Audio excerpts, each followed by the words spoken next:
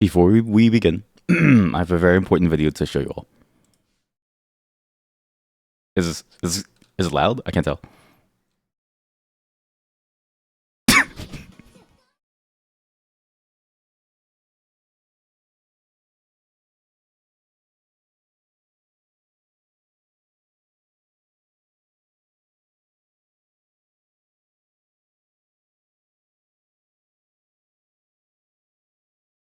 I've been addicted. I've been addicted to his videos. Good morning, everyone, and welcome to today's stream. Is this you? I wish. I'm not nearly as ripped, but man, I'm also not nearly as a confident.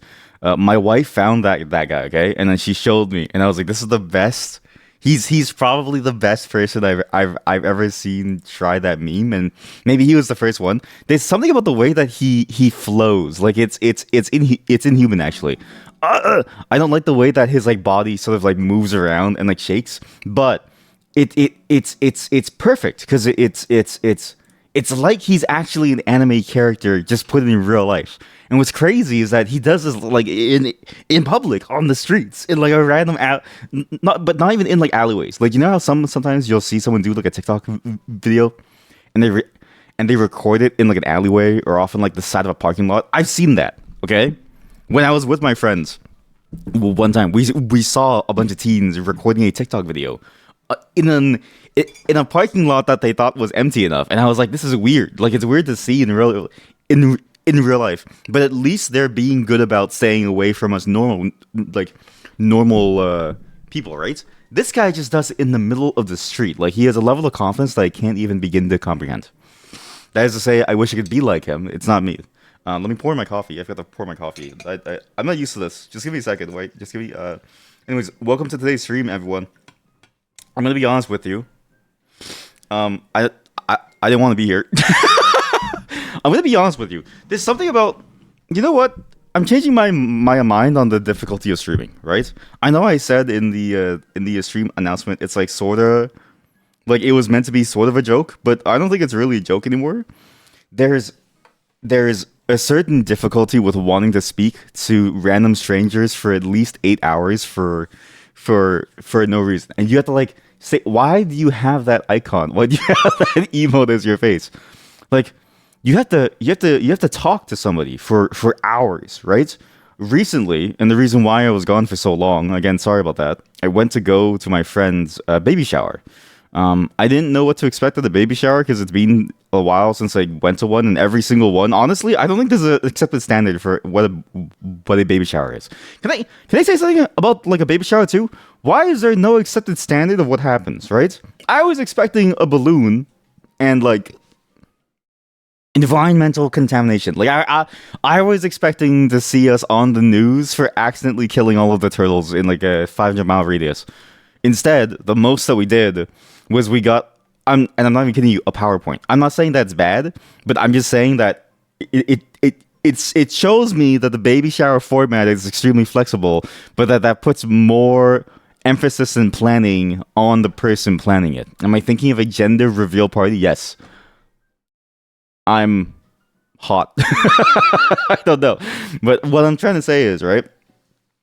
I was surprised at how random it was, but I was actually very excited too because it was way more fun than any other baby shower that I've been to. Because it was just food, and then we had a PowerPoint presentation, and the expectant mom, she was like, "I prepared a slideshow for you all," and I was like, "Yo," using corporate skills to her best. But at the same time, it's funny because it's like slideshows are really, they're not just made for slideshows, but they could be used for more, but people don't really realize that. I was actually invited to this baby shower. Yeah, I was actually outside the stream. I have like an entire life, right? So like, what I've realized is that for streaming specifically, you have to say no to your life, and you have to say yes to a fake life that you make here on the stream. Like none of this is real. Not a single bit of this is actually real. Okay, you aren't real, all of you. Like none of you are actually like truly alive. Okay. I don't even think any of you actually live. Fake life, fake life. I don't think any of you are actually alive, okay? When I go outside and I live my life the way that I do, I feel happy. I feel fulfilled. I feel tired. Obviously, it's why I was gone for so long because I was like, there's just too much back to back. We have spoken and video gamed. You're not real. People, when they see things, also say that it's real. If you look back on the VOD, it's just me talking to myself. You know what's crazy actually? So I record everybody on Discord on a separate audio track. So what I could do, this is funny. Wait. I could find that VOD. Give me a second. Where's that VOD? I could find that VOD and we could watch it without the audio track of you. Like we could, wait, Chad, we could actually watch it without you. No, it's offline. Oh, it's offline. Okay, well, I was gonna do it, but my storage for all the videos is currently offline because of a power outage. But yeah, but what we could do is we could just watch it, and then there's no volume. Like, that could be funny. That could actually be pretty funny. And you just see me talking. You see me talking to myself the entire time. And you're like, is this guy okay? I don't know if he's okay. There's actually nothing stopping me from doing that. Wait. Okay, but Chad, maybe I should do that. Maybe every single VOD. Maybe every single VOD that I upload, every single VOD that I upload where I play co-op, I'm gonna cut out the audio track of everybody else. I'm gonna look crazy. Oh man, what about Wizard Wednesday? Wizard Wednesday was real to you. I don't remember being a wizard. You didn't want to play that photo monster game again. That was fun. Photo monster game. What's the photo monster game? Oh, the headliners. Yeah, I'm actually. You know what? I'm not down for anything co-op. Like I'm down for that one thing that we have tomorrow, but other than that, I'm taking a break from a co-op stuff because what I realized is this. Okay, when I was gone from streaming, okay, I had a number of revelations. One, streaming is actually a hard job because again, you have to say no to your real life and you have to say yes to this fake life where, people who care superficially about you but not truly about you are here, right? I can't tell you how unfulfilling it is to be with people who don't care about you. And the way that I know that you care about me is if you like and subscribe.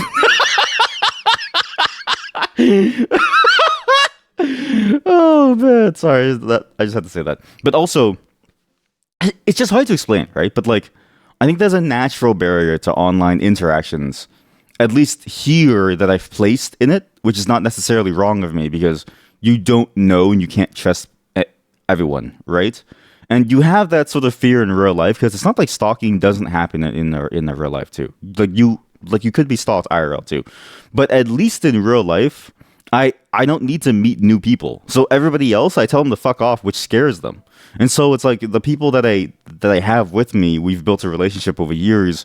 There's a lot of like ease that goes with that isn't necessarily boring, but it's almost a pathway to you being able to be more than who you were before, if that makes sense. Like because it's so easy to be around others, you're able to just keep doing what you want to do, and you're able to just keep being you, which is nice. You only stalk with consent. You know what's crazy? A PI is somebody that you can hire to stalk people, which is crazy to me because it's like, isn't that right, Connor? I don't think I'm gonna. Of all the names, at least not Connor. I feel like Connor is such a boring name to have. Not because it's a bad name, but because it says nothing about you, right? Like, okay, Conrad, see, because Conrad has flair to it. Because Conrad is like it's the juxtaposition of, okay, you sound like a Connor initially, but then you end up in the rad territory, and then there's an obvious joke where people can go, "Oh, Conrad, you are so rad, aren't you rad? Tubular." But yeah, it's just sort of it's fascinating to sort of see and to think about how little I want to be here.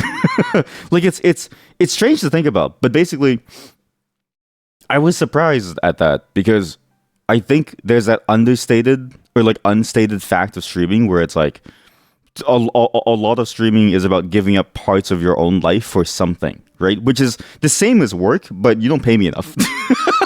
Like none of you pay me enough, right, to make it worth it. And so it's like it's fascinating to think about because I'm like, wait, if streaming's so easy, how come everyone doesn't do it? But then, like, if everybody did it, how come some people succeed more than others too? Because this was kind of weird to think about, and I didn't say this myself. Okay, my friends pointed this out. Because sometimes when we play an online game and somebody's toxic in the online game, they have their Twitch TV name as part of their name. Like their name might be Garibaldi TTV. Okay, on an online game, which is almost always a sign that they have a Twitch channel, and they'll always say some shit, and then you go to the Twitch channel. And then you see, you've done that in Marvel Rivals. It's exactly, I did exactly that in Marvel Rivals. It was exactly that game.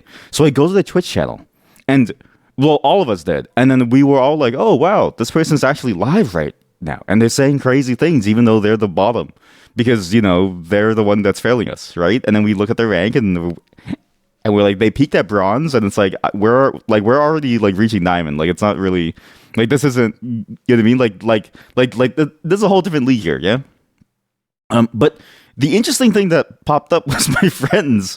They looked at their views, and they were like, why is there so little? And then I was like, what do you mean? And then when I looked at it, I was like, yeah, there's so little. Like, there's videos of them playing basketball, and then there's videos of them playing like other games, right?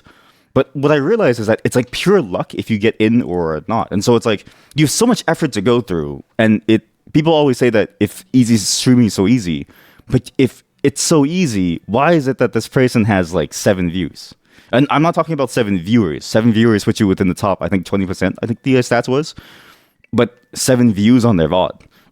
And I'm like, wait, that seems like a very low amount. But I also don't know if Twitch lies about this. But if I go to my channel, for instance, every single one of my VODs, for some reason, has like 50 views. And I don't really know why. Because it's none of them are particularly interesting. Not really made for the VOD experience on Twitch. But it's fascinating to sort of think about that in that way, because what then is the easiness of the job? Oversaturation of the market in it? Well, so that's the thing, right? If it's oversaturation, but there's always somebody who's willing to watch and not somebody who's willing to do, then what is it? You know what I mean? Like, I don't feel like it's oversaturation. I feel like, because, okay, I don't know the numbers of how many people stream, but I feel like it's less an oversaturation thing and more that it's just difficult to be entertaining for like what, 8 hours, right? Even honestly, even talking for like 1 to 2 hours is a genuinely depressing concept. I don't know if that's like the right way to say it, but like I've never been happy thinking about how much talking that I've had to do over like even more than 20 minutes. Exactly. Like, yes, it's a struggle to be entertaining for minutes at a time. And then all of a sudden, but then like in this space, you're supposed to be. And then I'm like, wait a minute, if it's so easy, how come people don't do it? I think it's actually because it's actually hard. Like I'm starting to actually, like, not as a meme anymore. I'm starting to solidify an understanding that it's actually hard. And that doesn't even go into the rest of it. So this is the other thing that I was pushing off for a very long time. When I wasn't here and I was busy planning for the baby shower, I can't tell you how fun it is to plan for something that you can eventually eat. Because I'm going to tell you, every time I plan for a stream and I make all these crazy ideas, right? I end up with nothing. I end up with exhaustion. Like I leave my chair, I'm sweaty, I have like sweat marks on my armpits. My ass feels like really sore. You know, my meat is like bruised. Everything just hurts, yeah? And I can't eat it. Like it doesn't taste good. It doesn't feel good. It doesn't smell good. Nothing is good about this, right? But then pot stickers. You go and you plan for 200 pot stickers. Okay, also, I need to tell about the pot sticker story too. So initially for the baby shower, this is context that you need. This is context. You'll need to be entertaining if you're talented. You know what? But that's entertainment in and of itself. Different train of thoughts. Let me talk about that first. I think if you're talented at something, the raw ability for you to do something is by itself entertainment. But I also think the talent, quote unquote, is also a mask of like the effort that they put into it, because it's like you're talented, sure, but like some of these people do this thing for many hundreds of hours per month, if not even sometimes a week. Like I've seen some people like stream League of Legends 16 hours a day, and they get really good at the game, but it's like they have nothing else in their life, right? Which is not a bad thing, but there's a lot of effort that goes into that. But that in itself is entertaining because you just want to see how far they go. And what's interesting actually about that is that I don't think there's an analog to that in sports that it's so upfront. Like I actually think in many ways streaming is at the frontier of whatever that phenomenon is. Because in sports, the way that you follow the progress of a player is through an abstraction. So I don't know how to explain this, but basically when I hear my friends talk about sports players and they talk about their rise from high school to college to like a thing, I'm like, one, why are you following them since high school? Aren't you like a 30-year-old? I just say that as like a joke, But also two, like it's the same formula on when you're watching somebody climb in the ranks of a game and you're watching them be a monster at the game. But on Twitch, you see it happen live step by step. Whereas in reality, you don't get to sit at the training session because, you know, the police will come and say, why are you at this high school? Aren't you like 32? You know what I mean? Like they'll just be like, I don't think you should be here. I don't think this is your place. Like you gotta go, man. Like, but that's where it's interesting.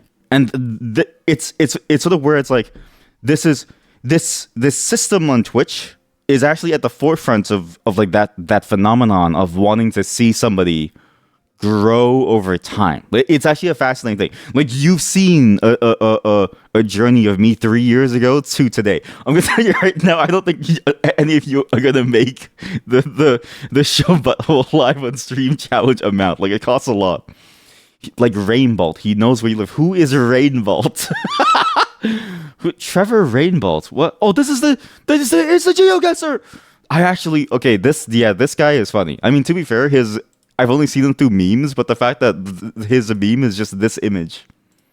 Here, it's just save image. God, there's so many. It's so laborious, man.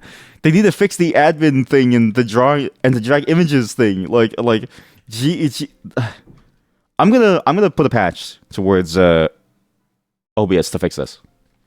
Because I can't keep typing this stuff. Geo.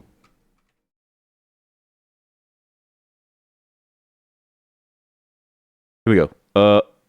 GeoGuessr. Like, the fact that his meme is just this image plus some random line of, like, America or something. Like, he just knows exactly where you live based on one single thing is pretty good. But yeah, I think the talent thing is important, but actually, I think it's specifically the way that Twitch provides you a much more in-depth look into that talent pipeline.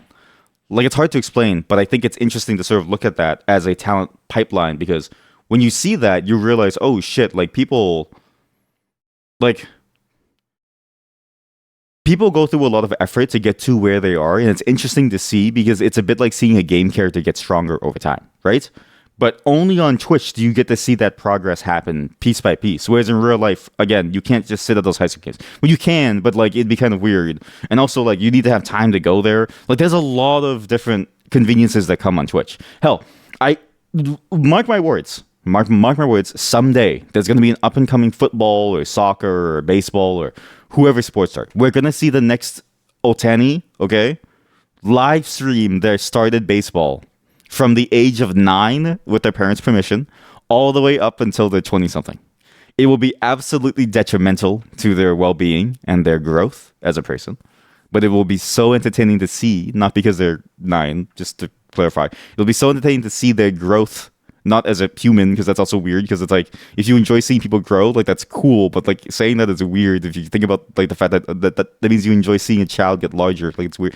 Basically, what I'm trying to say is you like it'd be cool to see the growth of somebody like that from a nobody to a hero, basically within the community, right? Which is crazy because again, nothing else provides that. But again, that's like it's a different skill set. But I think again, you need to be skilled at something. Like you need to be skilled at something in order to make it on anything. And entertainment's interesting in that you can't be nobody.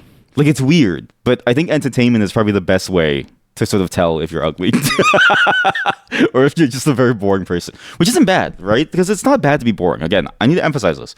It's not a bad thing to be a boring person, but man, like if you need a reality check, like you're feeling too good about yourself, and you're like, I wanna knock myself down a peg. Go live on Twitch and see how many people give a shit about you. Like it's not that much. It's very and then start talking and look at how many people say that you sound weird. Like it's there's a lot of people out there, man. People hate you, man. It's like by default. Like I swear, and maybe this is true because it feels like it. I think Twitch sends sleeper agents to denigrate you at the moment that you go live in order to put you back in your place, because Twitch's servers are currently overloaded by nobody Andes. And so my theory is that Twitch has a specific secret department called the shit on the streamer department, where they send assholes into the stream to get you to like have a mental breakdown to leave the platform. That way, they save on server costs on all the shitters who insist on streaming at 5K bitrate but have no viewers and thus no income. That's my theory, and I'm sticking with it. Okay.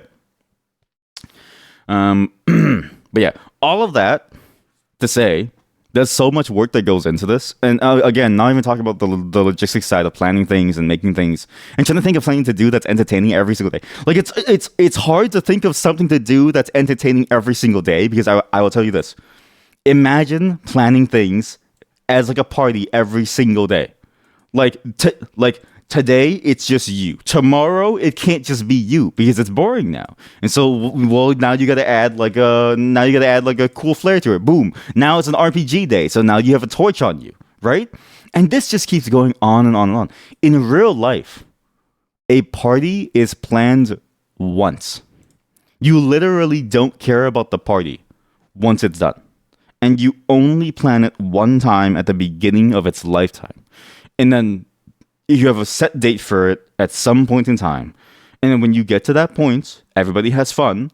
And then you leave. And you never have to plan the thing again. Well, unless it's like a recurring party. But people don't do recurring parties anymore. I don't think. This is in contrast to something like streaming, where it's like you have to plan something entertaining every single. Like imagine trying to plan a party for your friends every single day. Do you know how many spreadsheets that is? That's a lot of spreadsheets, okay? But honestly, though, one day we're gonna do a spreadsheet stream, okay? I actually have an idea in the mind with the spreadsheet. One, there's a lot of games based on spreadsheets. Two, seeing the spreadsheet in action at the baby shower, it was actually sick. So I kind of want to do it. It's honestly a cool concept. You've always thought it's more about discoverability on Twitch. You won't get discovered most of the time, whether you're entertaining or not, and you just gotta do stuff on other platforms. The corollary to that, my counterpoint to that is that your ability to be entertaining dominates the discussion of whether or not you can be discoverable. Like, your name could be plastered everywhere, but if you're not entertaining, it doesn't matter. Because like, if you're just not entertaining, they'll see you, sure, but it's like, what does it matter if you get discovered or not? Like, it's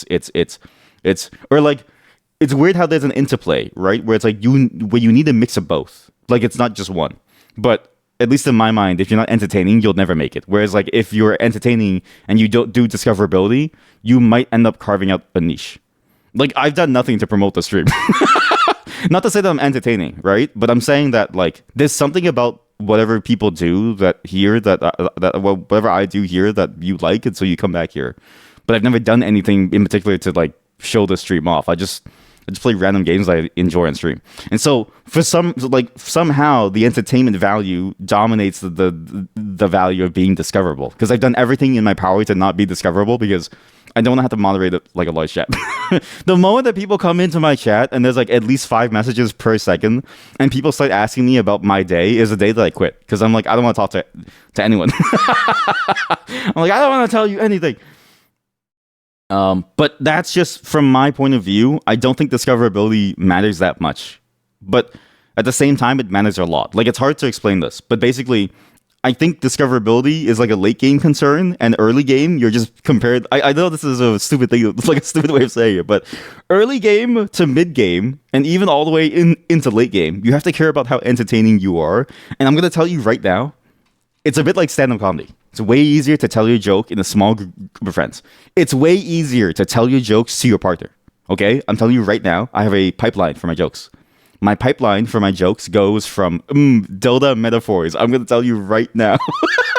This is there's a whole world outside of Dota. If you hear a term like farming and you think Dota, and then I'm like, no, buddy, Monsanto, the fields, you know what I mean? The corn. Like it's there's more to life than Dota. I don't know how to tell you this. There's more to life than Dota, son. No, Dota is the only game that exists. And what's crazy? Okay, can I talk about that too? Why do some people only play Dota? Like, not to say that that's a bad thing, but I look back at my Steam playtime. I have, on my real account, I have 3,000 hours on CS Source. I don't remember a single fucking thing about that game. Like, what the fuck was I doing as a kid? 3,000 hours? You know how many days is 3,000 divided by 24? That's 100. Wait, that's only 125 days. No, but you're only awake for 16 of them. And up until like grade 10 or 11, I had school. So maybe like divided by 8. That's 370. That's a whole year of my life that I lost to CS Source. What the fuck happened to me? It's gone. Gone. What was I going to say before? There was something about the pipeline. No, I said about the pipeline, and then I said that. And then I said the metaphors, and then the discoverability. Yeah, fuck it. If it's not important, you don't need to remember it, right? Oh, shit! My wife is giving birth! But yeah, at least in my mind, I feel like the discoverability doesn't matter, and like you have to be. Oh yeah, like you have to do the stand-up comedy pipeline. Because again, my pipeline is I go from my wife, I tell her jokes, and she laughs, and I'm like, okay, she's laughing, but is it like a pity laugh, or is it like a laugh because like we both just always love being with each other, or is it like a true laugh, right? And then I try it in my friend group because my friend group is very notoriously dead inside. I don't know how to say this. They have a very different sense of humor. And so they're the perfect group to test jokes on because if they understand my joke and it's funny, it's a joke that transcends barriers. Not to say that it would be funny, that it wouldn't be funny to somebody who knows about the context, but I feel like it'd be even funnier for a joke that can transcend the barriers and basically be a piece of comedy that everybody can enjoy, because then I think you have a joke on your hands and not just a reference.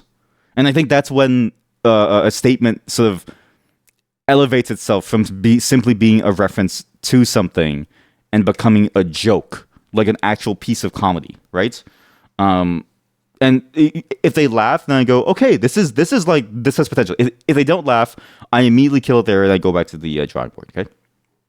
The next test is I go and I make a anonymous Reddit account and I go to r/jokes.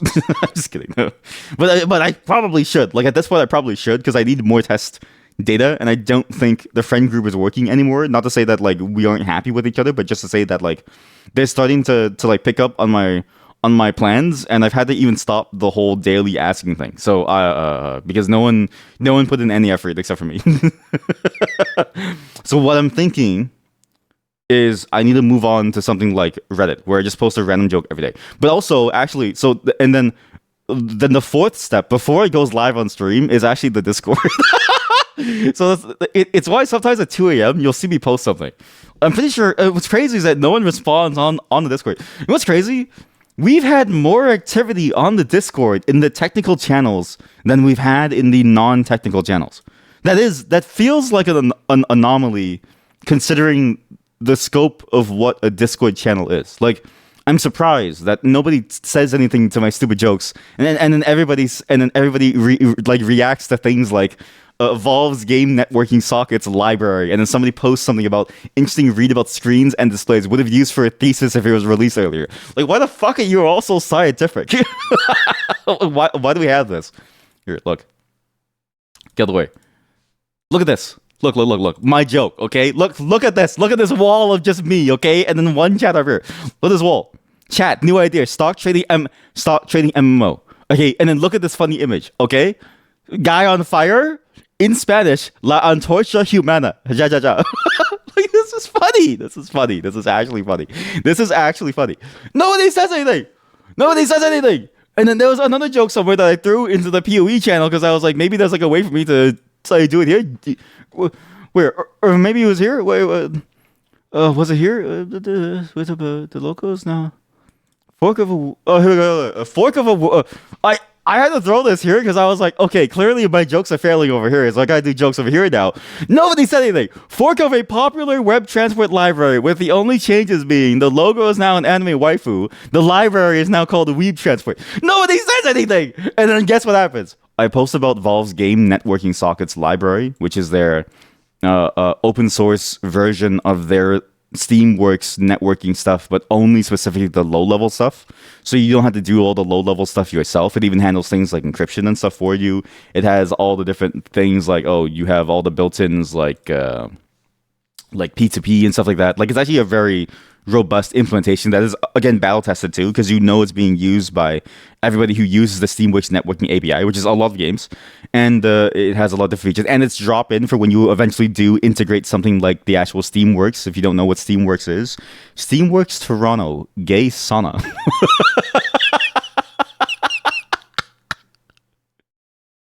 Oh shit, that's that is an amazing find. Wait, this is an actual sauna in Toronto? Club gallery and features. It is. I can't show this on stream. I can't show this on stream. This is like, I don't. This is not just. This is not just a sauna. This is also like one of the images is in the showers. And like, obviously, because you're naked in the shower taking a bath, right? You're naked in the shower, and it's two dudes with their hands on each other's junks, sort of like pushing towards each other. Like, this is actually so cool. That's actually an amazing idea, and I wish I thought of it first. But yeah, this is Steamworks, right? So okay, so again, very boring stuff. Like, if you don't care about networking, if you don't care about the finer details of how your game transfers data to other players in order to have you be able to see them, right? Then this doesn't matter to you. And even then, most people would use something like Photon, which, by the way, can I say something? Okay, so I didn't realize that the site looked like this, but when I was told that Peak uses Photon, I wanted to go here to check like how Photon actually works, because I only knew vaguely of it even from years ago. And I was curious if they were ever bought up by Unity themselves, because Unity for a period of the time went through a lot of different purchases where they would buy different toolings and stuff like that in order to integrate into the main application itself to provide you the solution. And then I go to the website and I was like, what in the world is this website? Because look at this. Look. Why is this quote upside down? Pun is the trusted state transfer multiplayer SDK, which is a very complicated way of saying, networking, but state transfer is technically the way that you would do it. And trusted does, again, like some of these like the buzzwords have meaning within the context. It's just crazy how many buzzwords there are made for Unity. It's mostly a stellar 5-star rating. Like, who gives a shit about this? I don't know anybody who gives a true shit about the rating of something. I genuinely don't know what matters about the rating. I only care about something if it's good. Like, if it's battle tested and it's good and it has and has results that you need, right? And it's proudly being awarded a upside down quote, most downloaded assets. Like, it looks like this looks like a fake statement. Like, they're pretending like this is a real statement, but it's real. This is a real website. So let's say you don't care about this stuff. You would usually use something like this. Like, you would actually probably use something like this. Like, this is a layer even below something like this, where this has you manually creating packets yourself and like packing those packets with information. Which presumably, from what I could see from the feature list, something like this does that for you. And because it provides you primitives to do things like state replication, which is a more high level concern of like what things you want to replicate across a network. And I'm assuming under the hood, it would look at the data types and do it itself dynamically. And look at this, okay? I'm just saying, all right? Fork of a popular web transport library, with the only changes being a logo anime waifu, and the library is now called Weeb Transport, has lost because this has one WoW emote. Oh shit, sorry, you can't see it. Because this has one WoW emote. One. That's insane to me. Look at this. Look at the. I mean, to be fair, there's also been like a week or two where it was just me in here. But look, like, how many times? Look at this. There's more emotes. What was this? I had no clue. Losing power. And then look at this. All of a sudden, I get a lecture on this actual citations for what is this video? It's It's Linux clickbait. It's Linux clickbait. Wayland's session restore is harder than it looks. It's fucking session. It's Linux clickbait. Session restoration upon crashing. It's way more complex. Okay, if you watch Brody on mute, he moves funny. What does that mean? I love animated, like, real life YouTuber movements. I just love how animated people get when they talk. Because I get animated when I talk too, and I know it's mean to say, but like, we do look funny. We genuinely look funny when we start to walk around. Okay, but wow, amazing. All right, so all of this, okay, all of this. This is the final test bed. What I've realized that Discord is the final frontier of every single joke that I say on stream, because for some reason, my own audience. By the way, there's no difference, okay? You laugh at the joke on stream, but you don't laugh at it in the Discord. It means that your sense of humor is wrong. It means that you need to go get your hearing checked, because it's the same joke whether or not you read it and I type it, or whether or not I say it and you hear it. It's the same joke. You need to get your hearing checked, okay? I'm just saying, for some reason, the jokes that fail, if I say it live on stream, sometimes you laugh. And I'm like, okay, nobody laughed on the Discord. This is the final frontier for every joke, okay? Because I don't know why there's so much activity in this one section. Like, why are we talking about this AI image? Amazing. Absolutely amazing. What else happened while I was gone? So, so the pot sticker. So, okay, remember how, okay, so I don't know how to explain this. At first, I planned for for 200 pot stickers. And I need to explain this. It's not that hard to make 200 pot stickers. Like, it probably takes like an hour and a half to like wrap 200 pot stickers. You can go really fast. Once I got the technique down, it was just sort of like I was pumping them out like lightning. Basically, it was super fast. But then I had a discussion with the mod, and she was like, 200 pot stickers is a lot of pot stickers because it's a potluck. And she was like, everyone's bringing food. And so she was like, if everyone's bringing food, I'm going to eat one pot sticker. If it's just pot stickers, I'll eat 8, but it's just one pot sticker. I had 2 of my own pot stickers, so she wasn't wrong. So we get there, right? And I ask her that. And then I'm like, okay, this makes sense. So I go ask my other buddy, and I'm like, hey, how many pot stickers do you think I should bring? Is 80 a lot? And he's like, brother, 80 is too much. And I'm like, there's like 14, 16 people. How is 80 pot stickers too much? Like, pot stickers are pot stickers are like a finger food. Wouldn't you eat it? But then he also said the same thing. Everyone's bringing food. And then, mind you, this was after we had planned to grill at the place. Like, he was gonna bring his own grill so we could grill in the father's backyard, in the mother's backyard, some more food. And then we said no, because we were like, if everyone's bringing food, it's too much food, right? Like, we all collectively had a crisis. But what's funny, and I need to say this, my coffee, I made this coffee really good. Wow. Oh, Jesus. I tried a new brewing technique called throw the beans inside the water. We all collectively had a meltdown over the logistics of how much food we're going to bring. Like, what's funny is that within the group chat that was set up, which, by the way, I was the only person talking in it, trying to gather information, everybody started saying, are we going to bring too much food? Are we going to bring too much food? What's everyone bringing? Are you bringing any dessert and stuff? I'm the only person who collected allergy information.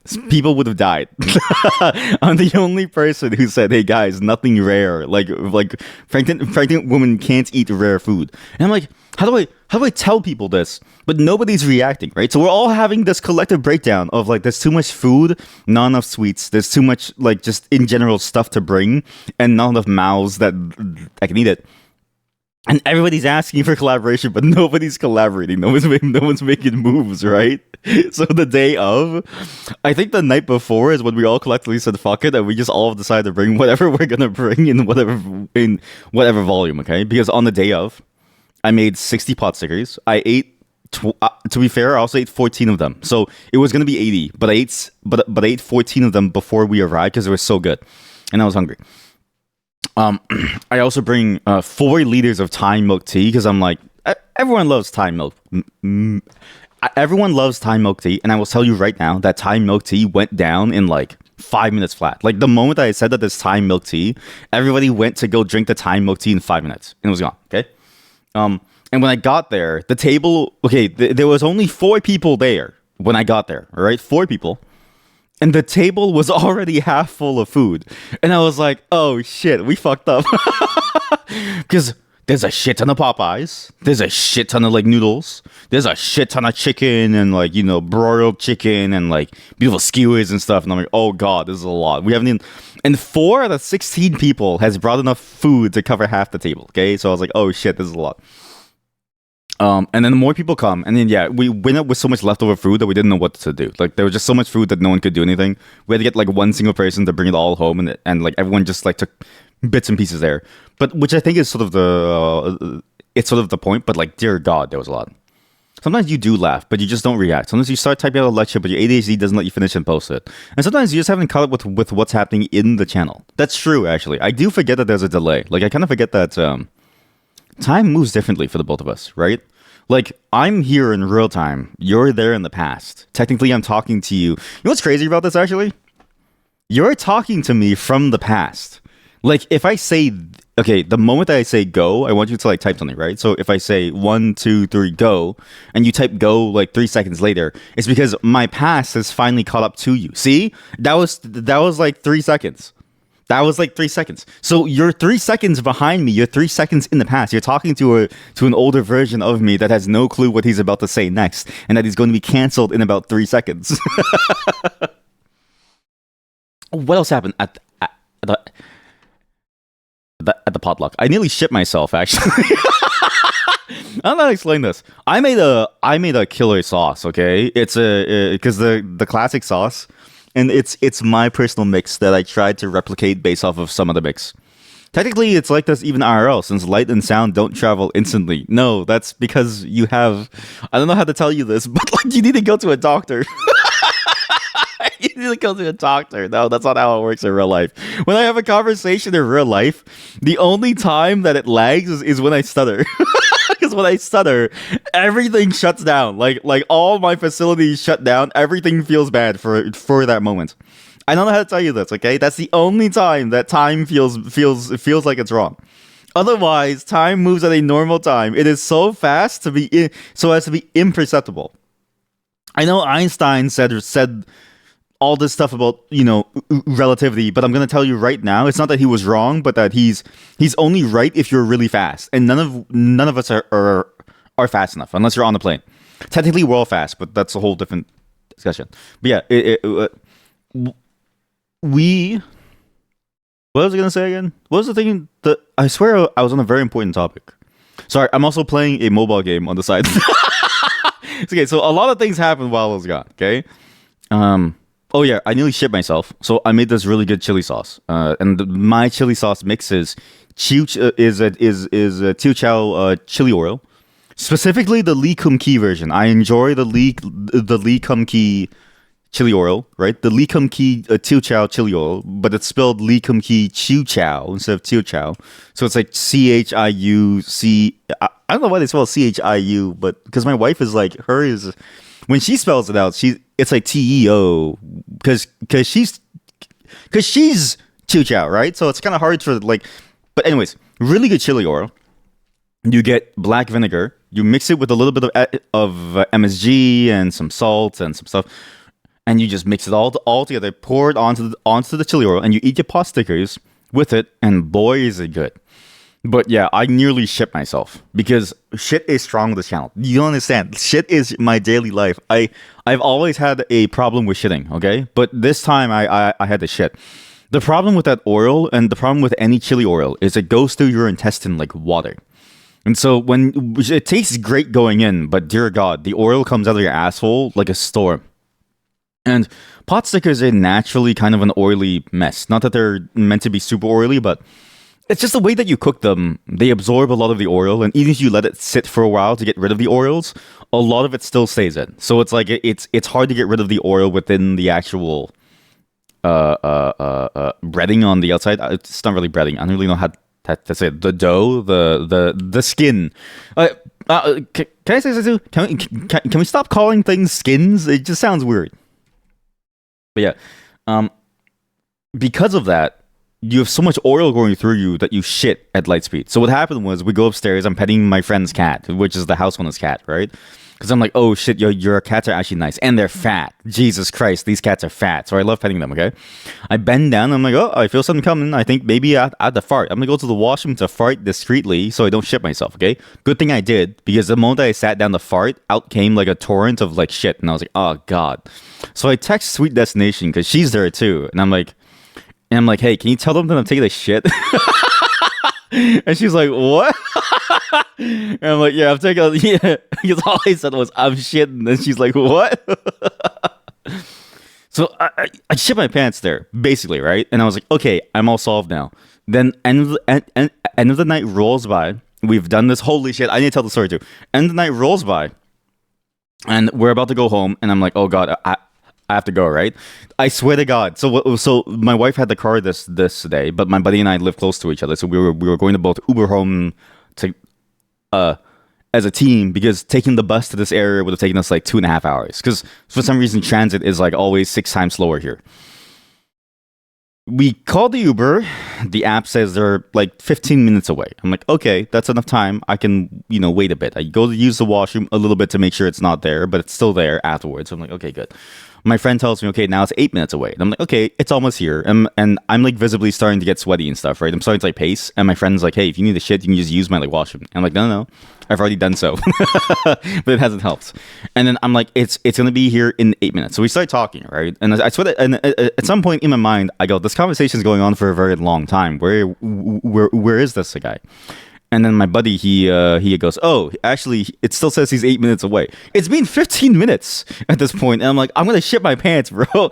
It took, I think, 35 minutes for the person to come, and I was like, at this point, I am like red in the face. I'm sweating. Like everything is, I am like focused solely on my left cheek and my right cheek. I'm focused on the mechanic of like squeezing my anus with my pelvic floor, right?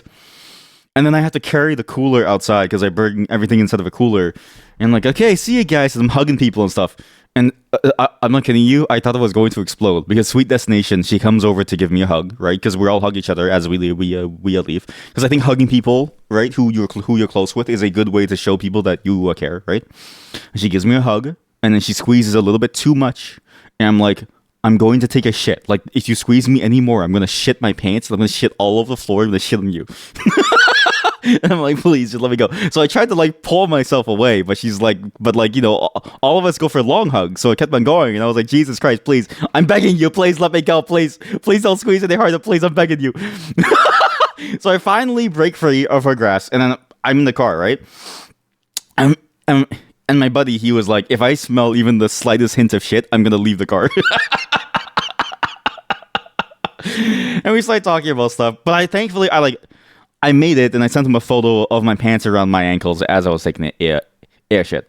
Another thing that happened at this party too, that kind of blew my mind, was this was a fantastic idea. I thought it was a beautiful idea. We all got to draw and color in like these cards that were going to be given to the child as they grow up, and it's going to be like a bunch of like letters on the cards, like it's like the ABCD stuff, right? And then you can like hang it on your wall. I think that was the original in attention. And then we were asked to, at the back, write a message for the child that's going to be born. And I was like, oh shit, this is the moment. You know what I mean? Like, this is the most important moment of your life, because having raised and taken part in the raising of many children, every word that you say hangs in their minds like a sentence. I don't know how to say this, but it's like everything that you say is so important. Yeah. So I'm thinking about what to say. Okay. I'm thinking really hard about what to say, because it's going to stay in their mind for the rest of their life. And you don't know what's going to stay in their mind for the rest of their life. You don't know what it is that you say that is going to change the trajectory of their life and even their personhood. Like, I remember a thing that my middle school teacher said, because I got into a fight, and but it was a fight for me to defend myself, because the other guy was an asshole, and she punished us both. And then when I said this isn't fair, and I don't want to be here, she said life isn't fair. And I distinctly remember saying, but we can make it fair. And she let me go. I still remember that interaction, even though she died. Like, it's been so long. She's dead. Like, but I still remember that interaction. Like, it's still in my mind, right? So that's gonna happen to this child. I don't know which of my words is going to be said, but some of these, one of these words is going to stick with the child. You know what people do? Do you want to know what people do? That scares me so much. All of a sudden, everyone starts saying, "Hey, you know, if you can't think of what to write, just use ChatGPT." And I'm like, no, don't do it. No. In my head, mind you, I was like, please, God, no, please don't use ChatGPT to talk to this child. Like, imagine this child using M dashes at the age of 7. You know what I mean? That's fucked up, man. They go through a writing assignment of like, okay, kids, okay, class, tell me about your family life. Because, you know, the teachers do this and then they use it as like a way to figure out if you have like a bad family life, right? And some kid's gonna write, I love my dad, M dash. And then the teacher's gonna go, he doesn't have a family. He has too much iPad time. I need to call CPS. You know what I mean? Like, why are you doing this to your child? And then also, who is talking then to the child? Like, because it's like, it's one thing, because, and then whose idea is it that you're giving to the child? Because like the thing that the thing that they sort of said was that you can use ChatGPT to either write the full thing or to help you get an idea of what to write. And so one of the people there who I'm not super close with, so I can say this about them, what they did was they typed into ChatGPT, hey, give me like a concept around this letter, which is on the card, right? And this thing, because like on the card, it's not just the letters, there's also like an animal on there that is representative of the thing. So like, let's say B for beaver, let's say, right? Like as an example. And so you go there and you do that, right? But then whose idea is it? It's not yours. But let's say you don't even do the word thing, okay? Let's say you do. Let's say you do the word thing, and you say write the message for me. Whose words is it? It's not yours. This child is learning from nobody. This child. It's crazy to say this. This child would be learning from nobody. There is no life that is behind these words. There's no measured effort behind these things. There's no experience behind any bit of these words. Hello, chat. And so when you write these words out, it's crazy that they go verbatim from ChatGPT because ChatGPT doesn't have the life experience to ponder on the meaning of this. So, no POE. We just started. We just started. You can't just go in. You're like movie theater, doors open. Okay, POV, you're watching Interstellar, Hans Zimmer's song comes on, and you say, so, no spaceship? You gotta see the backstory! You gotta figure out why he's on the spaceship. You gotta see why he gets on the spaceship. You gotta see him driving through the cornfield, trying to chase down a drone. You gotta get the mystique. You can't just go straight to space. You need time to get to the Interstellar portion of the Interstellar movie. But the spaceship is no! It's not the best part! No! It's no! It's the system! It's the system! It's the context! It's the flow! What do you mean it's the best part? No! The spaceship is the vehicle, is the medium for the story. The real story is about love and family transcending time and space and the human connection behind things and like the ability for us to overcome our problems. Like it's not the spaceship. You wound me. But yeah, no PoE today. I'll get into that after as well. There's a lot to talk about that game. There's a lot to talk about today. So today is going to be like a lot of talking and playing games. Everyone watches for the climax. Okay, but that only applies to porn though. Like if you go to like a Pornhub video, because I don't know why Pornhub does this now. Let's just Pornhub.com. You can't see this, right? Okay, good. Pornhub.com, I'm 18 or older. If I look at the videos and I look at sort of what the fuck? Petite goth finger fucks Boa Hancock from One Piece? And I look at I don't know, this video. Kokoni? Kokoni? What the fuck does that mean? Cites Futa furry hentai story fucking cream pie Futanari furry hentai. What is this? What is the name of this animation? Cite Futafuri hentai story, fucking cream pie, Futanari furry hentai animation. Like they said the same thing like 5 times. Here we go. Petite Latina sneaks away from boyfriend to fuck her personal trainer. By Isabella and J Mac, right? If you look at the play chart, I can't show you a screenshot of it because there's a cock right behind it. The play chart is actually highest at the cum shot. Every single time, on every single porn video, the playtime is highest at the cum shot, and it drops off like a cliff. Like, it's crazy how quickly it drops off in playtime at the cum shot. Always. Skipping to the last minute to appreciate the work is true. Because people do that for porn videos, but not for movies have an entire context. So you're here to listen to the context, okay?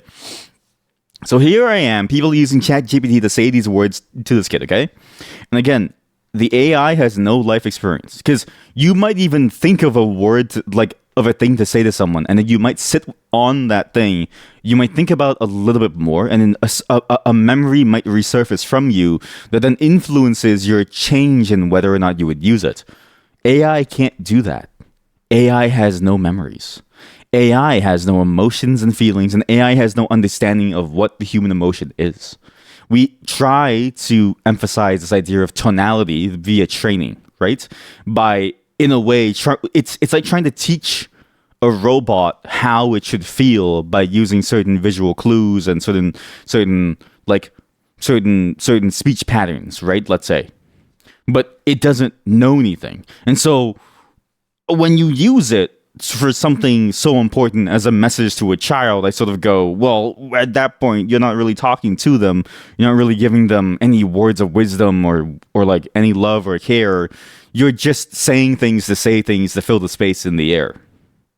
And that's kind of sad because this is your one moment to have a dialogue with a human being who's going to be born into this life, who presumably you care enough about because you come here for the sake of the baby shower, right? Like, if I didn't give a fuck about this child, I would not be here. I need to tell you this. I would not have been at that baby shower, okay? If I don't care about either people, whether it's my friends or their children, I would not be there. And so when I'm there, it's a very clear sign that I care enough to have at least some part in this person's life, whether it's the parents or the child. But really, it's like the duo, right? Because we're all going to be one big family later.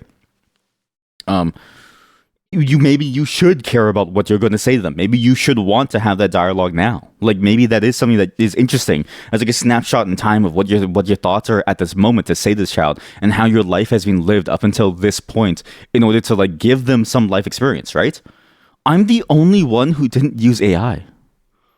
I think I was the only one. I was so sad. I even tried my best to make like a little like nursery rhyme, and it was really hard because I suck at rhyming.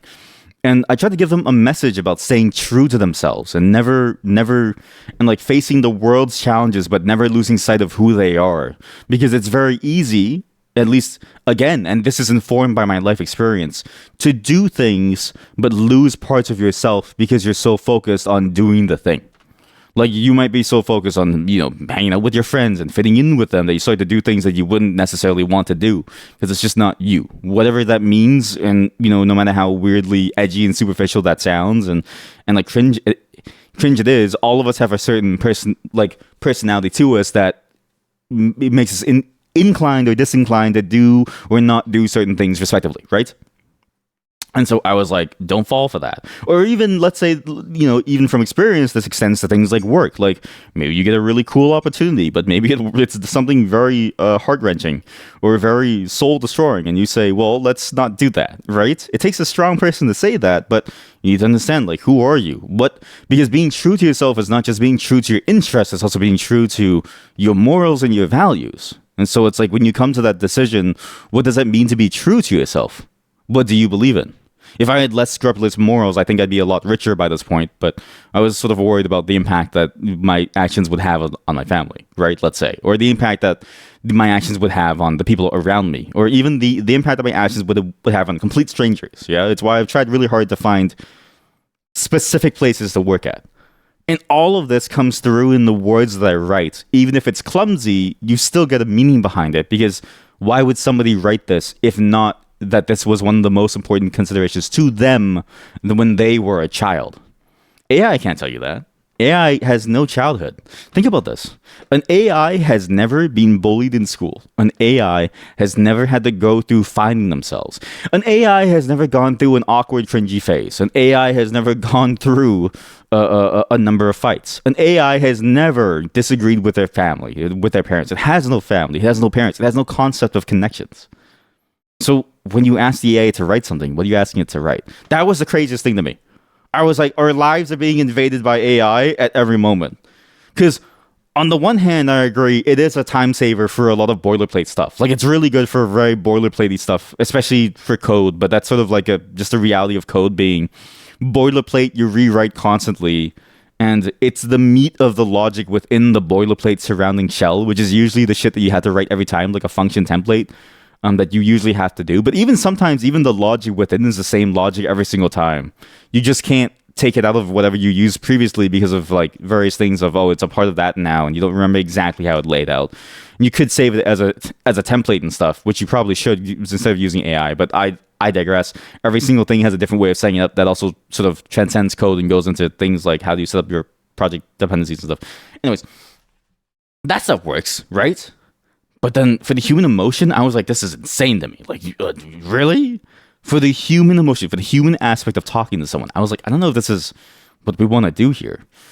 So I did good. I think I did good because I tried my best to give some message to this kid in the future that's gonna show up and be like, hey, what did the Uncle Me write? Right? What did Uncle Me write? And then they look to and they like say, oh, Uncle Me wrote, be true to yourself, blah, blah, blah, blah, blah, this whole Instagram, okay? And they go, wow, this must have come from something. And then they'll read something else, and there's an M dash, and they go, it's like the three finger meme, right? It's like the three fingers of like the guy from Inglorious Bastards. He gives him the side eye, and then he like goes, oh, AI. What's funny though is that, and I was thinking about this too, is that this is the hardest time to raise a child. I feel like, because like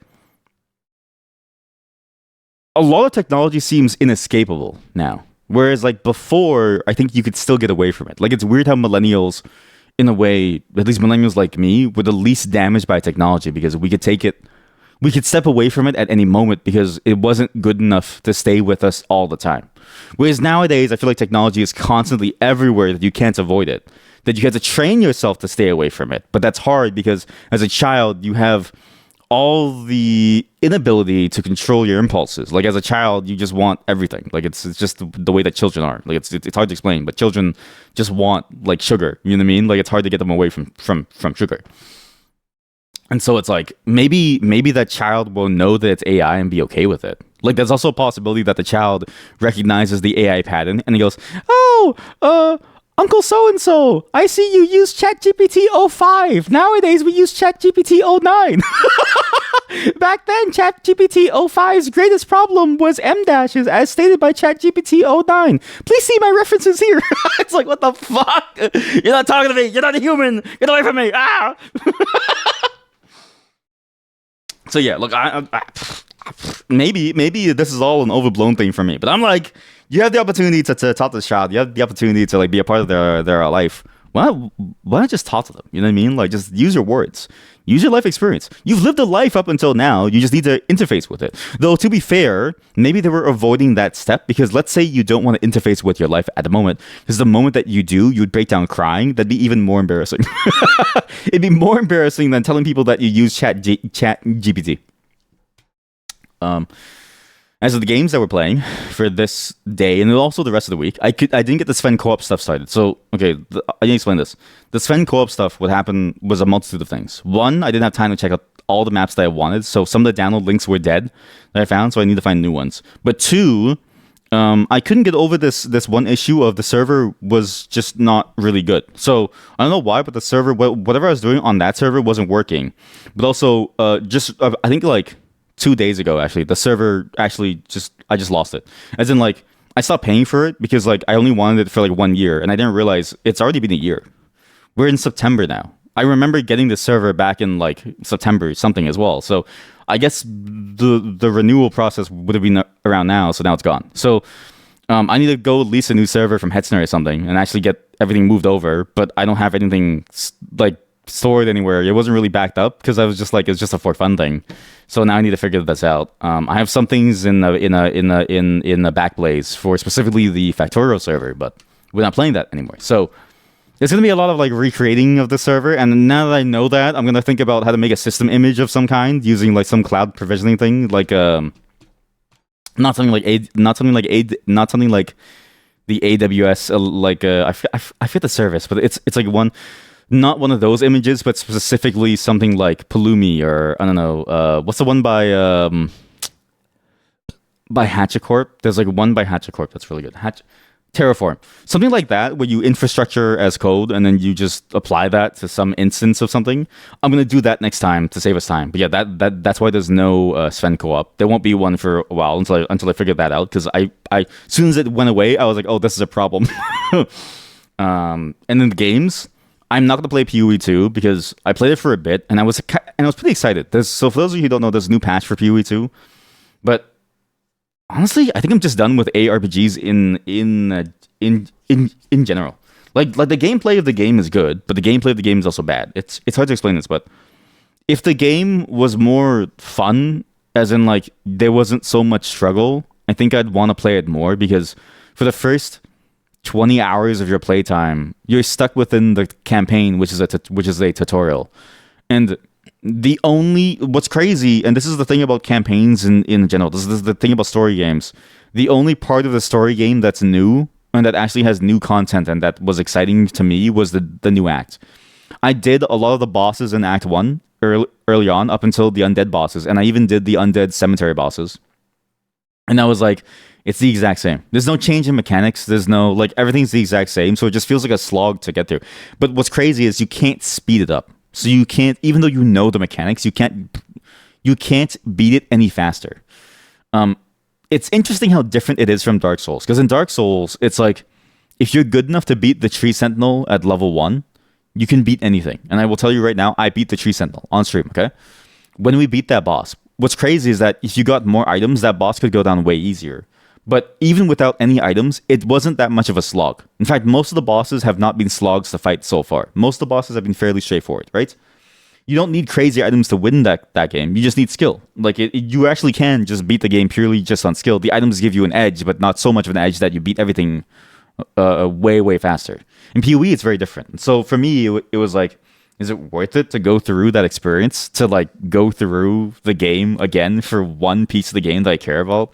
And then when Act 5 releases, do it again in Act 6. I was like, no, it's not really worth it yet. So in my mind, I'm going to wait till the game is fully released. I don't mind putting money into the game, as I did when I bought the early access copy. But what I realized is that I don't care enough about the story to give a shit about the campaign. And it's because most pieces of writing are just sort of whatever. One, you need to be in depth with the story on PoE 1 to care about the story of PoE 2, I think. Because the story of PoE 2 is just your average hero's journey story, which is to say that's the average story of any kind of any fantasy genre. So I was like, there's no, like, it doesn't really spark joy in me. Like, I'm more interested in reading the books that I have compared to watching and playing the story of PoE, not because they're books or because PoE is a game, but because the books that I'm reading feels so different and fresh that I haven't really seen these concepts yet. That's exciting to me. Whereas in PoE, it's like, I've seen this concept. I played this concept multiple times, so it's like there's no real need for me to go through the story again. It really felt like work, TBH. Yeah, exactly. Like, it feels like work. And again, this is my problem with the game, is that a lot of the early game feels very, very hampered. Like, Act 1, sure, up to a degree, it's like pretty smooth sailing up until you get to like the graveyard. Then it's just a slog. Like, even with the sprint making things faster, that you can skip most of the mobs, there's just too much shit to go through. And like, the bosses are tanky, which is good because it sort of forces you to play better, but my god, some of these phases last a very long time. What's crazy is that, you know, if you die to something, because you will probably die if you're glass cannon, you have to do it again and again and again. But because the way the damage scaling works, because it's not really balanced yet, right? Because it's still very alpha. If you don't go damage, you're like, it's so long that it's tiring, and then it's like, okay, I don't even know what to do. But it's like, it's weird how it feels even more tiring than Dark Souls. Like, I don't know how to explain this, but the game, even though it has a lot of similarities in many ways to sort of the Dark Souls formula of combat, where it's like, or even just like this idea in general of like an action oriented game combat system where you have to dodge things, you have to care about timings, you have to care about what they do, you have to care about your reaction and your choices in between the spaces. It feels more tiring than sort of the most popular one of the series, Dark Souls. Specifically Elden Ring. Like it feels way more tiring than playing Elden Ring. And Elden Ring has the benefit of two things, I think. One, there's not a flood of mobs that take you 5 hits to kill every single time. There's a lot of empty space that you go through that's just there for you to see and explore, okay? And the mobs don't chase you forever relentlessly. You can choose to disengage for the most part at any given time. Sometimes there's a skill barrier to like doing so, but for the most part, you can choose to walk away. In PoE, the moment that the mob sticks on you, I swear to God, they just keep chasing you forever. Even if you're on full sprint speed, they're still going after you the entire time. And you're like, I have to kill this guy if I can't find the thing in time. And then because the quest is a quest where you have to like stand there to do a slow animation, you have to kill the monsters because they'll keep interrupting you. And then because of the fact that it's a power scaling game that's more heavily reliant on the power scaling, it feels awful because it takes you like 7 hits at that point to like kill things. And your passive points can sometimes change your damage, but not really. And so it's like, it's hard, man. Like it's a very difficult sort of experience to want to go through again and again and again. When it's like, it's drip feed content because it's early access. So it's like, I just want the final bits. And really, maybe I should have waited until after early access to buy it, but I was so excited. And honestly, that first time playing it was fun. So it's an experience that was worth it the first time. It's just now, for me to want to go back into it, it's going to require me to go all the way and effectively wait for the full release because I don't think I can go through that slog again and again and again. And this is... It feels like a fairly it's a problem that they can't solve. Like it feels like an impossible problem because it's like you want the campaign to have a certain difficulty because it's designed to be an experience. But to the people who played the experience, why do we have to do the experience again when nothing's changed? Like it's weird how it's like a time loop. Like I still don't know why people agree with the campaign being like this. Like, I still think you should be able to skip it if you beat the campaign at least once, even down to the acts. Like, let's say last season you were able to beat Act 3. You should be able to skip all the way through Act 3. And it'll just give you passive points and just random rare gear drop. Or, like, random blue gear drop. I don't even care what it gives, right? Just random anything, and then it just says, figure it out from here. I wouldn't even mind that. I get that it's complicated to do, because it's, like, mini little quests and stuff that you have to show up, like the whole Abyss League mechanic. You have to do the various quests for that here at the very start too. But it'd be so much better because I'm like, Jesus, it's so boring. And then they can't boost your item drop to make you stronger. And then there was this other problem too that I kept running into even the first time that I played, but still a problem now. I wish the game gave you more than 3 skill choices at the beginning, because of the 3 skill choices you have, at least 2 of them are opposed to one another. It's hard to explain this, but it's like at least 2 of them are for an entirely different playstyle that doesn't mix well with the other skill. Your combos only really start to appear at skill gem level 3, and you get at skill gem level 3 way too late. Because by the time you get to a skill gem level 3, you have to go through like all of this mess with a bunch of monsters and all the stupid stuff that you have to do and all these various fights and like bosses using a very small subset of skills that feels very boring quickly. And also your power level, even when you get there, doesn't grow because again, it's still the same problem of you have between these 3 choices to like even more so at the level 3 skill gem. A lot of the choices are opposed to each other in terms of the effects that you should be stacking at that point, that you need to stack. Because early on, you need the combos to do damage because you don't have the items to negate the combo disadvantage. I mean, to overwhelm the combo advantage and sort of work through the disadvantage of using a non-combo build, right? Especially because the game is built around combos, that's what it feels like. Obviously, again, this is an early access issue. You get more skills over time as they make more and more content. It's hard to think of even 5 unique skills. I challenge anyone to try to think of 5 unique skills that are all different from each other, that work well for your game, that aren't just different types of that aren't just different ways of doing damage. Like, that's a genuinely hard premise. Like, how do you make 5 unique effects that aren't just 5 different ways to do damage in a different way, okay? So it's hard to make skills, but because of that, it's very difficult for me to want to go in because again, it feels like work. It's very, very boring the second time. And I felt this even in the first season. It's why I dropped off so quickly, is that I couldn't get to the end game. Well, like I got to like I think the very beginning of it at some point, and then I was like, okay, cool, the campaign's done. How hard is it to make a new character? Because I wanted to try out a different build on a different character because somebody was getting kind of like boring, right? Super hard to respec, which I get the point of. It's really like a retention ploy, honestly, and it's sort of like a fantasy building thing. But dear God, is it painful? Like I just don't think it works anymore. This idea of you making a character and sticking with it, and even then, I think the only time that you making a character and sticking with it ever worked was an MMO, where your character was your identity, and that mattered in a social context more than it did from a gameplay context. Like it was more important for you to be known as Grognak, the orc warrior in WoW, than it is to be known as like Pee Pee Poo Poo, the mercenary in the Path of Exile. It's just so boring. But yeah, a lot of thoughts on that game. Just a lot of annoyances of the game at the moment, which they'll have to solve at some point. But if they don't solve, it'll just be like PoE 1 to me. Because even PoE 1 felt like that to me at some point.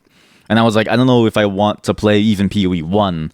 Because PoE 1 feels like that as well, where you're forced to go through the campaign every single time. And I remember thinking to myself, this is the worst experience of the game. Because the moment you get to endgame, it's literally better. And then you play Diablo, and for some reason, Diablo devs, they were like, fuck it. Let them skip everything.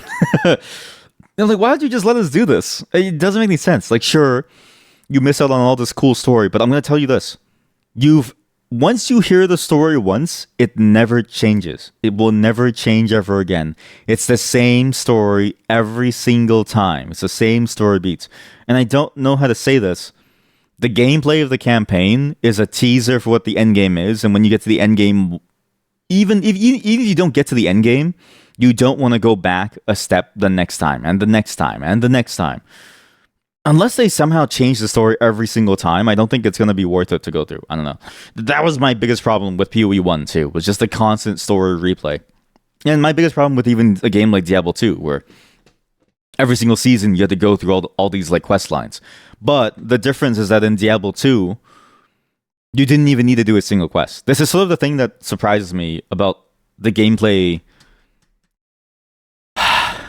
differences, right? Like, because PoE, a lot of it was sort of inspired by Diablo 2. When I think of playing Diablo 2, it doesn't feel like as much work. In fact, the only 2 acts where I go, this is the worst experience ever. Act 2, where you have to assemble the stupid staff of what's his face, and Act 3, when you got to get all the parts of Kaleem for his flail. Those are the only hard stops. Every single other act, you can just bum rush straight to the boss. It's actually the best experience ever.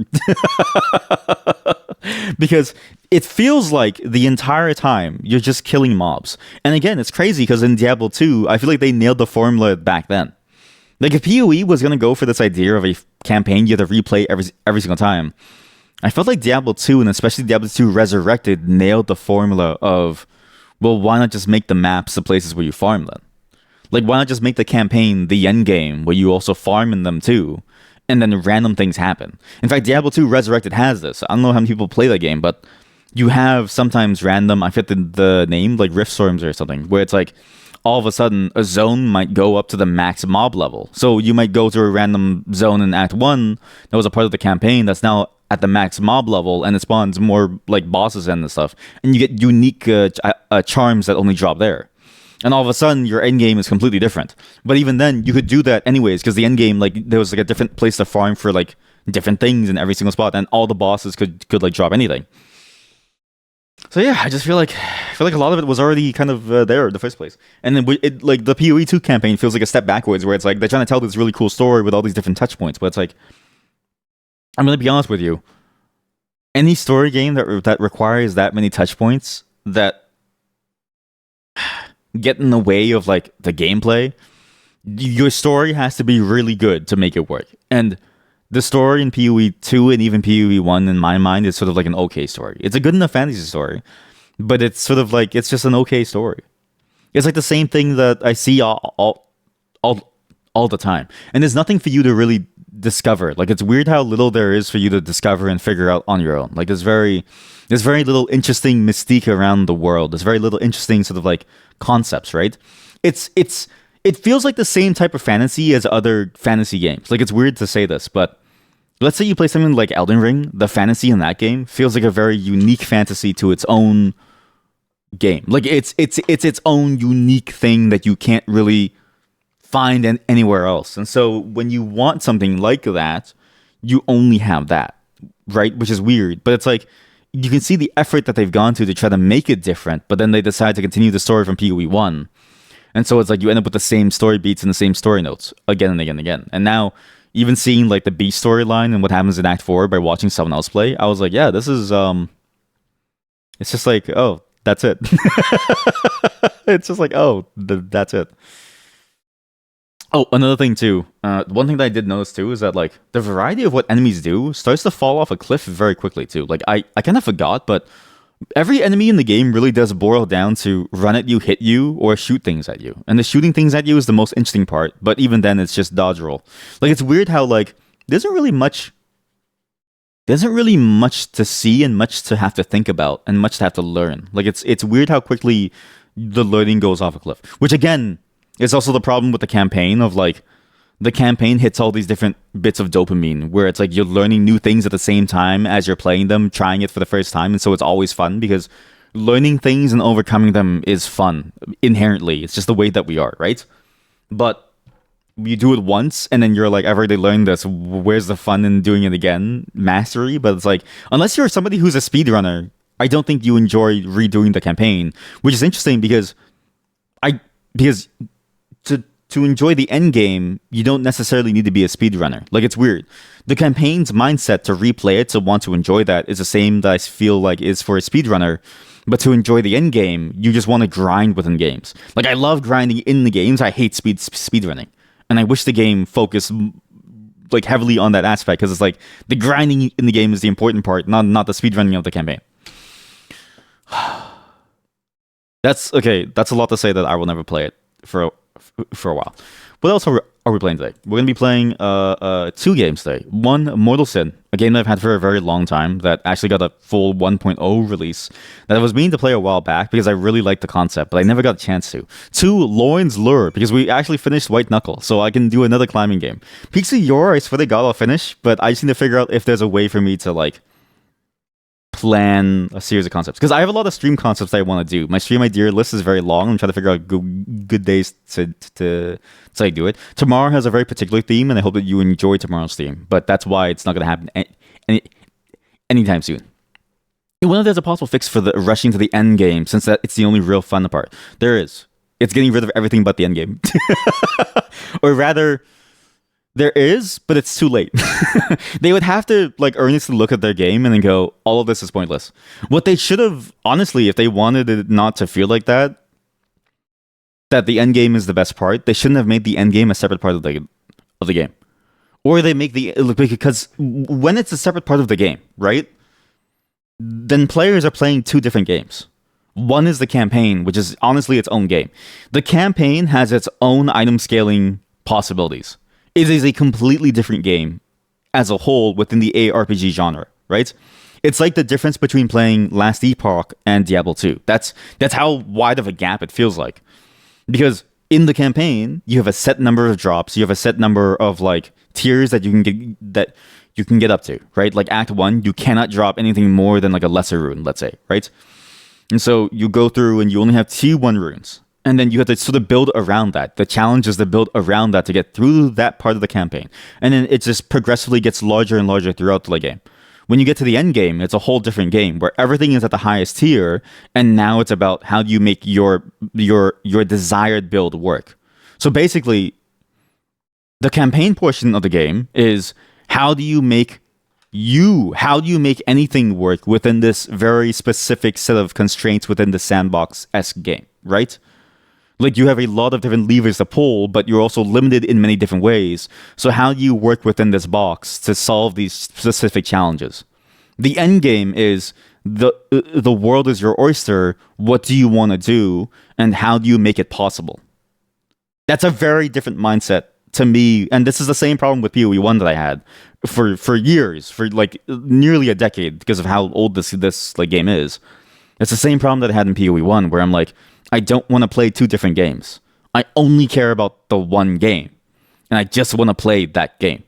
Even in Diablo 2, the worst part of the fact, the worst part of a game is going through, like, because in Diablo 2 you have to go through all the acts 3 times to get to the highest difficulty. I loved being rushed because I hate going through the storyline over and over and over again. Because to me, that game is the exact same flow, but it's much more condensed, so it's more bearable. And also, the end game maps aren't so different. So again, this ties back to the other problem of the end game is not only a separate idea entirely; it's an entirely separate series of things that you play on, a series of things that you like, that you see. Like, the mapping system of the end game is completely different from the campaign. At least in Diablo 2, it was the same thing, and so you could sort of feel like your knowledge was worth it. And as you go through hell difficulty, as a level 60, your item drops are going to be the exact same as if you were at level 100. Like, the game starts at level 60, basically, right? Let's say, or if you get rushed, it starts at level 15 or something, right? Like, that's sort of like where the game begins. But it's so condensed that it's faster. But even then, that wasn't really a solution. It was just more of a happy accident, right? But that's another way that they could have gone, is they could have just made the end game be a part of the campaign. Just remixes of the different pieces of the campaign, and you just replay through those to get different things. But it's not. It's these two different games. And honestly, it feels weird because the campaign portion of the game, in many ways, I would rather have the Grim Dawn campaign, which is a very good ARPG with a very good storyline-based sort of campaign mode, but with a lot of interesting things that it does within the campaign. Like, there's even secret zones and secret quests that you could find, right? As compared to something like the PoE style, where it's just a rush to the end because nothing really good drops. Like, it's fascinating to sort of see the difference. Like, in Grim Dawn, there's a lot of different side paths that you can go. There's a lot of variety in sort of how the campaign allows you to go through it. Whereas in PoE 1, it's just sort of like, you don't really need to do the side quests. And also, the side quests aren't really any different. They're actually a part of, everything's on this everything is on the linear track to the end game. Whereas in Grim Dawn, you have different pathways that you can go that actually do take you to very interesting sort of side diversions, which are, in and of themselves, interesting challenges. And I wish we had that for that campaign, but that's a different issue, right? Like, it's like the only fix for the rushing to the end thing is that they get rid of this delineation between the two games. Like, it's just weird how there's just like a game and then a not game. And also this is the problem with games of the genre. There's no point to leveling. I don't know how to say this.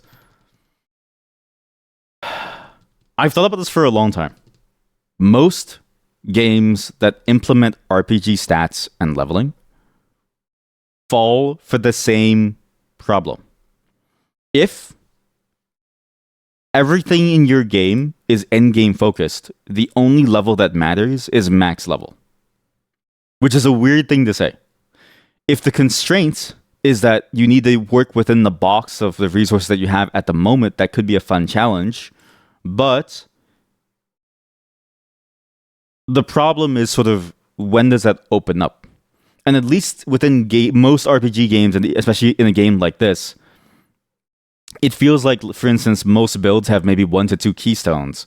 I think by level 50, the game has already opened up. And so it's like, from level 50 to level 120, it's incremental upgrades on your skill tree. It's not really gameplay changes. Like, you could get the unarmed monk thing within, I think, like 25 points, right? And so it's like, by level 25, you have now started to play your build. What is the difference between level 25 and level 120 in terms of your gameplay, besides more damage and access to skills that you don't have because you're stuck in the campaign still at that point, right? Hello, chat. How are we doing? We're doing. We're ranting about games. We're ranting about games.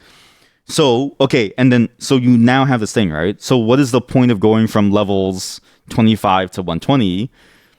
There's a whole like 80 levels that doesn't really matter, or like 100 levels, and then further, then you sort of have to ask yourself, well, what's the point of going from level 1 to 25 then? Right? Like, really, what's the point of a leveling system if it's not a part of your game system? I'm adding a game to the list. I'm adding a game to the list because there's only one game that I can think of that has the best usage of this concept.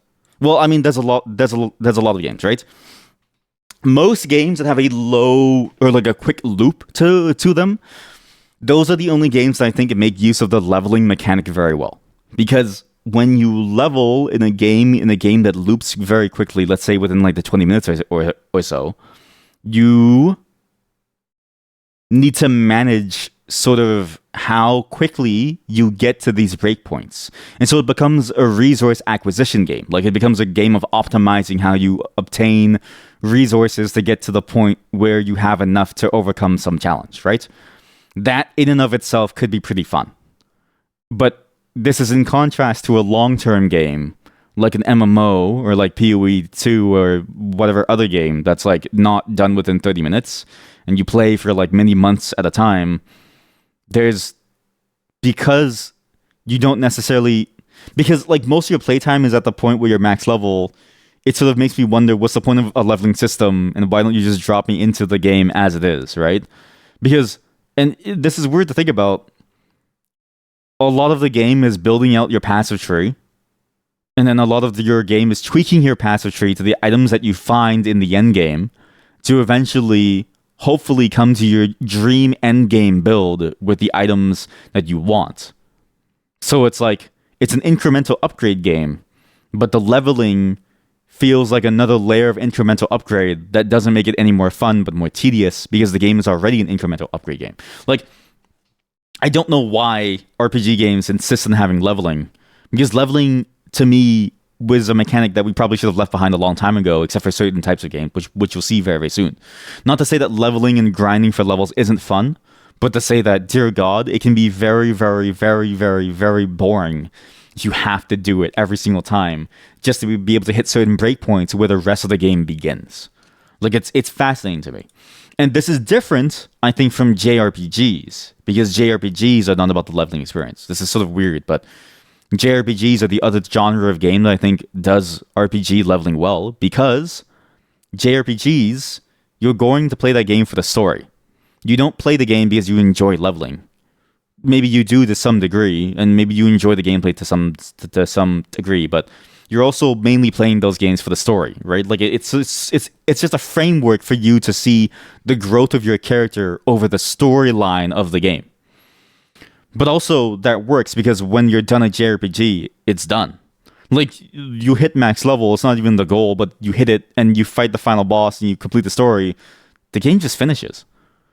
And then you're done. But because of that too, I think it's interesting to sort of see how JRPGs provide various breakpoints across the entire thing, right? Where it's like, oh, you might have a breakpoint every sort of major story beat where we expect you to be this level, and thus you have these options now available to you. Like it's fascinating to sort of see these systems come into play.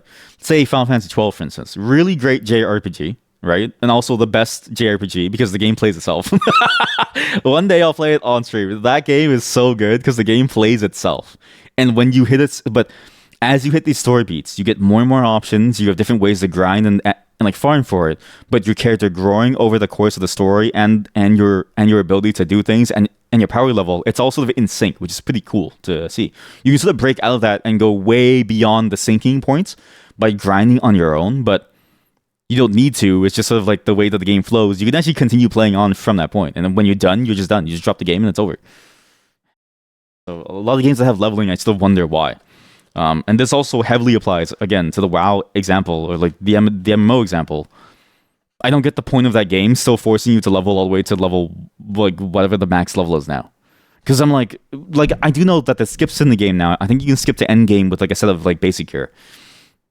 But I don't even know why they even bother having the early game portion of it in there. And then sort of the problem of that is that if an MMO is designed for continual play because it's a live service game, then why even bother having an early game? like if your entire existence is reliant on permanently extending the end game of a game, and your characters never reset, why even bother designing a game with an early game in the first place when you could just have the new player experience be you at max level, but still have a tutorial, and then you just get to jump into the actual portion of the game that matters. And then you design the game around that. Like, no joke, when Wrath of the Lich King came out and you could start at a high level, I was like, this is a great idea because I don't know why the game's tutorial just isn't like this. Granted, I think you had to unlock I'm pretty sure you had to unlock the like Death Knight or something, or maybe those, or maybe I'm conflating the conditions of that plus the Demon Hunter, but it felt like when you just wanted to play Death Knight, you just immediately go into it, and all of a sudden you're like near max level, and it's like, okay, great, like I can just play the game. There's a full tutorial for how to play the game, right, as part of that experience, but you just get dropped into endgame, and you get to be inside the world. And I was like, this is a great experience. I don't know why more games don't do it, and then I still don't know why the game itself doesn't do it for anything else. So yeah, my mind, RPG stuff is hard to make work.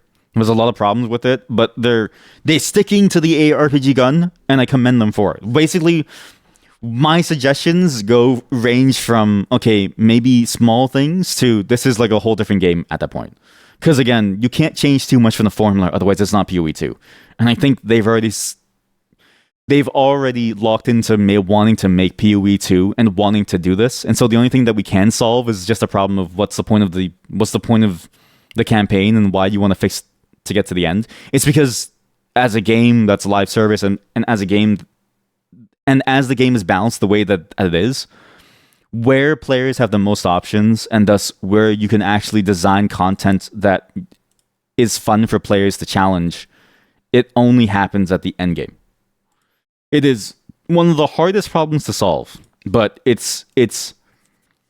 I think it's going to be important for them to figure out and solve. But at the same time, they're going into it, so I think we just have to live with the fact that it's two different games. The campaign is its own game, the end game is its own game. A lot of games have this weird split, and I don't know why, but that's just how it's going to be. And I don't enjoy it personally, but, you know, it's not my choice. Ooh, I need to drink some more coffee.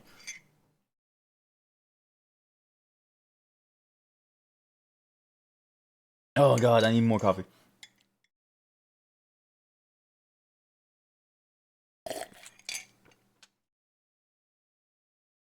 Don't you just love games, chat? There's actually a lot to talk about games, and there's a lot of different things that you can think about. That's why I often like to think about how a game's mechanics are and like why something exists. Because if you just look at it and you just accept it for what it is, like sure, you can just go through it, but maybe there's a better way of doing things. Like maybe you don't need any of this fluff in the beginning that blocks you from the rest of the game. Like my dream ARPG game, no joke, is PoE 2. But just endgame. Like, because I really enjoy the grinding experience. I really enjoy grinding for things. We all do, because it's just a dopamine hijack technique. It's literally the same impetus as you hitting the slot machine. I'm not even kidding you. It's why the genre is so fun, because we're all susceptible, and this is the thing, right? It's a human element. We're all susceptible to that kind of addiction.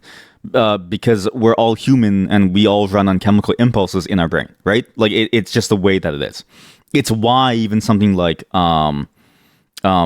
why even like a lot of it's why, for instance, whenever people say, "Oh, don't take the meds and stuff," I look at them and I go, "You're stupid. You should go and take the meds because like the meds actually do help you." And like it's the reason why is because we're chemical machines, right? Like this is here to help you in some way. I want my dream ARPG is just PoE, just endgame. No early game fluff, no stupid campaign, no skill point grinding. The skill point grinding is the worst part of the experience for me because your skill points, if you know your build, are static. It never changes unless you want to try a new build. This is the weirdest thing about the genre that I still don't know why no game seems to understand within the genre.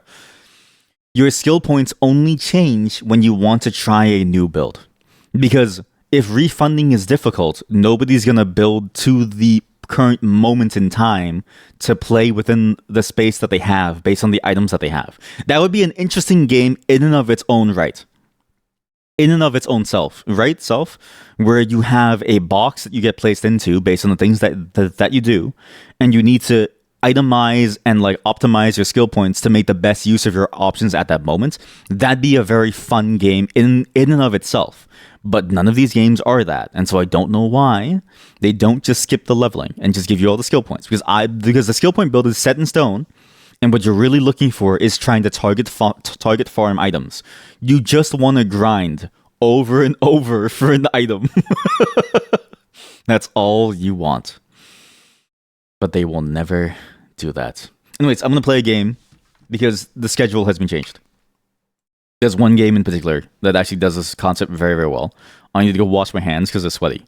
Why are they sweaty? I don't know. I think I think it's because I was holding. I'm gonna be honest with you. I was playing a mobile game on the side the entire time, so my hands are sweaty from holding my phone. But anyways, I'm gonna go wash my hands, and then I'm gonna go start this one game called One Way Heroics, which to me is the best take on the idea of an RPG game. But also, this game is actually, and the reason why I'm playing this now, I was gonna play it on a different day, but I'm gonna play it now. Fuck it, is because. And it's a quote that I saw from a game that's coming out soon.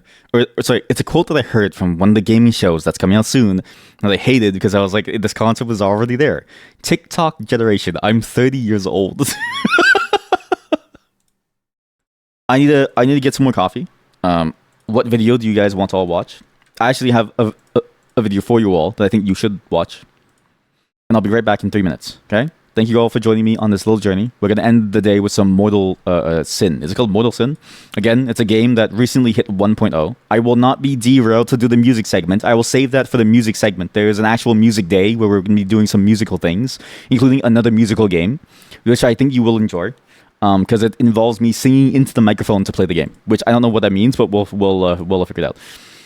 Today will be a Mortal Sin day. But before then, you can all listen and watch these various videos that I've saved up for you. In particular, one very important video that I think you should all be reminded of once again. It's probably the best love story that I've ever heard, especially after what we just saw with the hips don't lie thing. Okay, now BRB. I also had to go. Thanks for watching, everyone.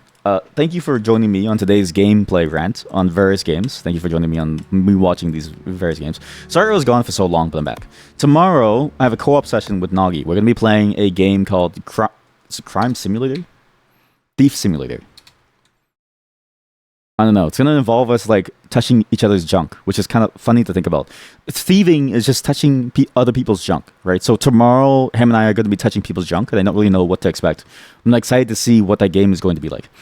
I'm curious to see what even is Crime Simulator, but tomorrow we're going to be doing that, I think, for most of the day, and then we'll do some things afterwards. I hope that you'll enjoy tomorrow's concept, because it took me a while to generate them, so I hope that you enjoy watching them with me. It's my first time watching them, too, so... Tomorrow's going to be a bit of a show, either before or after the co-op session. I don't know the exact timing yet, but we will start at the same time every day. And then again, and then again, and then again. My wife is busy, so again, I won't be gone very often this week, so we'll be here. We'll be back here again and again. Thank you to Megan A for rating. Thank you everyone for showing up. Again, there's never any pressure to stay here. You can just leave, and because this stream is just for me to hang out and just play some games, but I do appreciate it. Bye everyone. Have a good night. There's no one that I can raid. Everyone's offline. I need to go take a shit.